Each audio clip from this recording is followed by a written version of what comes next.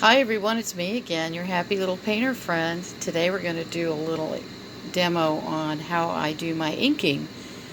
Okay, you see my computer in front of me and I'm working on a drawing of a bottle brush with hummingbirds feeding on them and maybe some bees.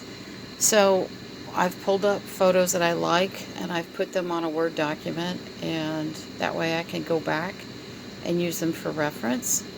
And these particular photos I like because they have nice angles of the birds, different angles, different views, and different.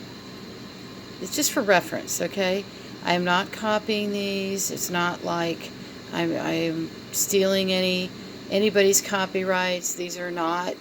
These are all on the internet. They're not like, I'm going to steal them and make money off of it. That's not my objective. Anyway, once you've found some things you like and you decide you want to draw that, this is one way you can do it. And I've sketched it out with my mechanical pencil, and you'll see my drawing right here.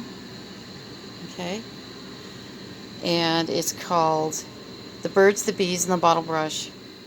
And you'll see there's one that's at an angle where he's flying up and you're looking at his belly. And then there's one where he's at a profile, side view on the bottle brush. Then there's another one that I like to do where they're looking down. So they all kind of work together to create this kind of movement. And you'll see the leaves of the bottle brush I've kind of sketched out. And then there's even some bees. There's a bee there. There's a bee, and another bee. And I like bees as long as they don't sting me. They are my friends. They're everybody's friends. People should not hate bees. If they do, they obviously don't like to eat food. They don't like to survive because they're very crucial. And so the pens I like to use are these Micron pens. And you can get these in all different sizes, types, widths. If you look at this one, let's see if I can get a good angle on it. It's hard to read in this light, but okay. It's a Micron archival ink, Pigma Micron. This is a 005, which is really, really fine. You can tell on the end here they have the size. If you can see it, it's 005. It has to do with the actual width of the tip. They're a technical pen. And this ink won't run. You can paint over it and it won't bleed. You can see how fine the tip is there. Okay. And they give you a really, really fine line. So you can just start to draw over it. Okay. And I like to, sometimes I do this, break up the line. Don't do a big old solid line all the time.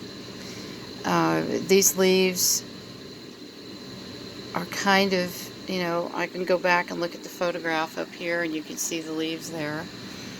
So it kind of just gives you a reference. I mean, I drew this basically out of my head, and I use these guys to look at to make sure that I get the angles right, because I want to be accurate. Help if I would show you what I was doing, huh? So you can see, you just kind of trace over this. I said the word trace. That's like a bad word. But basically, what you're doing is creating an outline, because when I finish this, we're going to go back over it with those Inktense pencils, watercolor type pencils. They're basically an ink more than a watercolor, because they're nice and intense in color. I thought I'd try them, so this would be a little brighter than the normal watercolor. So you can see now I've gone over this with the ink, and I'm going to do this over the entire drawing until I'm done. Basically, I'm finished. Then I'm going to erase all the pencil, and then I'll be ready to do the watercolor pencil. At that point, when it becomes an outline, it's something that I will make a copy of, so that way if people wanted to have their own little drawing, paint by number or whatever, a lot of times I will send it to the school if the kids want to paint, use it to draw or color. There's some junior bird watchers that I like to send stuff to occasionally so that the kids can learn how to draw them, because it helps them learn about the birds and all these different plants and that kind of thing. So you just keep doing this. And if you want to go with a wider line, you can. This is another pen. This is a lei pen, drawing, pigment ink. It's also a technical drawing pen. The main thing you want to look for is that it's permanent, and it's also that it doesn't bleed. That's the big thing, because if you're going to do watercolor pencil over it, or watercolor or any kind of painting, you want to make sure it's one that doesn't bleed. That's crucial, because if you don't, it'll just be a mess. The paper I use, this is a 12 by 12 sheet, and it is watercolor bond. Let me flip it over here. This is 12 by 12, 140 pound, cold press. It's got a smooth enough surface on it where you can draw on it easily. But when you go to use your watercolor pencil, it's not going to warp, it's not going to bleed. You don't have to tape it down. You can carry it with you. It's nice, it's easy to work with. So I will show you later after the finished piece. When I go on to the next one, I'll create another video when I start adding the color.